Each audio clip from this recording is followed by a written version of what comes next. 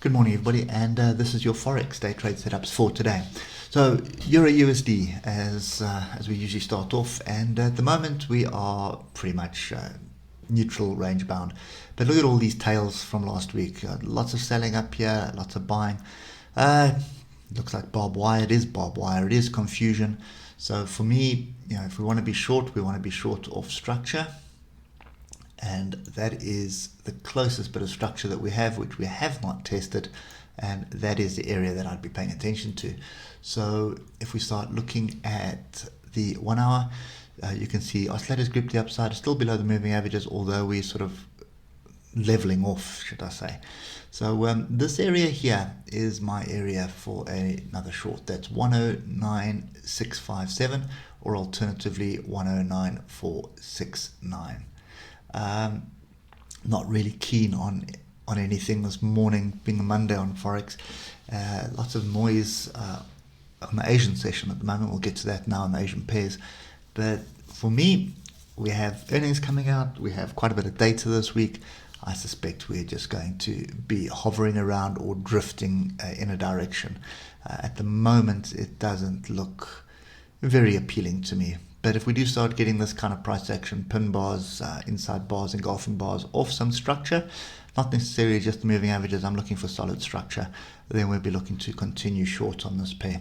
US dollar, Japanese yen, you can see what I mean. This morning we've had a pretty solid candle. This is another one where I really would like some pullback before jumping in. It's pointless jumping in at the top of a move. So at the moment we have a gap. So you need to keep that in mind, and we also have a breakout here, and I think let's just put the third level in, because that's often an area where you get trapped. So first area would be 124,678, pretty weak setup. That a stronger setup would be this one here at 124,436. That's normally what transpires, and an even stronger one is going to be off 124,282. So those are the three areas I'm paying attention to this morning.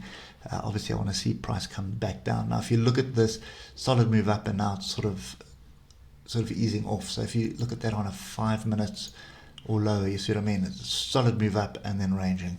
So it could be ranging for a move higher. But look at these 5 minute. There's a 5 minute gap there. There's a 5 minute gap there. There's a big weekly gap here.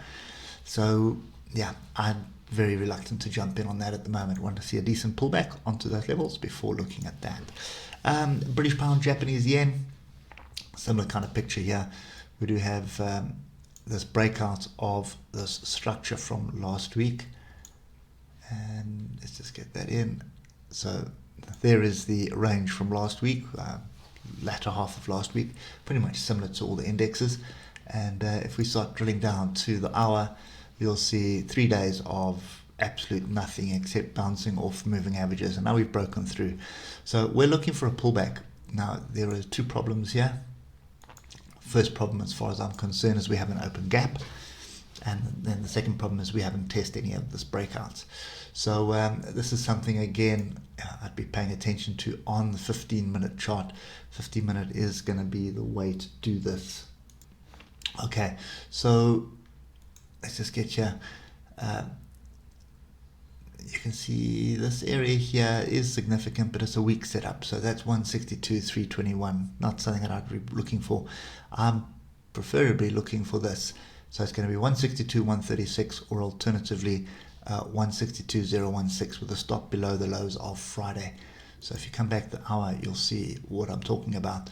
So look for a 15-minute structure in this zone here, and that's going to give you an opportunity to jump back into that. Your stop needs to be below this cluster of tails here. And you can be, if you're going to be aggressive with a smaller position, then your stop would be below the swing low of last week. Lastly, moving on to Euro British Pound. We've got quite a bit of Euro data coming out this week, and we've got British Pound data coming out today. So be very cautious. I don't think you want to be jumping into this until at least the British data is out the way. Now, above and below all the moving averages at the moment, we are coming back to test a breakout level, which is also the test of the 155. We've got a complete crossover here. Oscillators starting to separate. I wouldn't be too surprised to see us bounce up into this area. Not an exact science, guys, but you'll get my picture. In actual fact, I should just do that. So wouldn't be too surprised to see us bounce up into this area at 083877 and then bounce back to the bottom of this megaphone. See, there's the megaphone there. Okay, so that's kind of the structures. Favor moves the downside on the 8 hour. If you look at the 1 hour, you can see grouping to the upside already, sort of testing the 155. We've got a bit of a crossover. Not going to read much into that because on the higher time frames it's a different picture. So you can basically adjust that slightly. So yeah, wait for data and then see, just give it 15 minutes after the data has come out, and then you can pick the direction that it's going in. But I suspect we're going to just drift a little bit higher and then continues the downside, just carrying on with the original downtrend. So this is just really a consolidation pattern. Either going to be a range or it is a megaphone consolidation, one of the two. Anyway, that's it for me today. Hope it helps, and we'll catch up with you tomorrow morning. Cheers for now.